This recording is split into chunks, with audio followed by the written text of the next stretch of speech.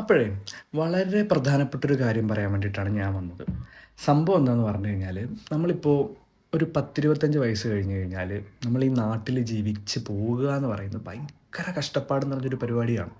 എന്ന് പറഞ്ഞു കഴിഞ്ഞാൽ നമ്മളിപ്പോൾ എവിടെ പോയാലും ജോലിയായില്ലേ, കല്യാണപ്രായമൊക്കെ ആയി വരുന്നു. ഉം. പിന്നെ അങ്ങനത്തുള്ള പരിപാടികളൊക്കെ അതൊക്കെ യൂസ്ഡ് ആയിട്ട് മാറിയിട്ടൊരു സംഭവമാണ്.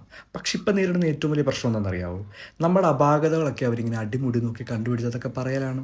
എന്ന് പറഞ്ഞാൽ നമ്മുടെ കഷണ്ടിയുടെ വ്യാപ്തി എത്ര, പെർ ഡേ എത്ര മുടി കൊഴിയുന്നു, വേറെന്തെങ്കിലും പ്രശ്നങ്ങളുണ്ടോ?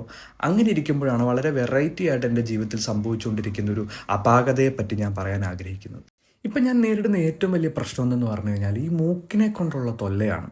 അതായത് എൻ്റെ മൂക്ക് കണ്ടോ, ഡെയിലി വളരുന്ന പോലെയാണ് തോന്നുന്നത്.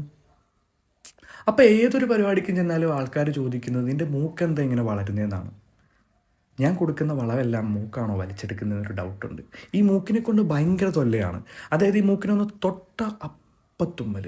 ഇനി വരുന്ന കുരുക്കളൊക്കെ മൂക്കിൽ മാത്രം ഇങ്ങനെ ഗ്രാവലിട്ട പോലെ വന്നുകൊണ്ടിരിക്കുക. എന്ത് ചെയ്താലും പ്രശ്നം മാത്രം.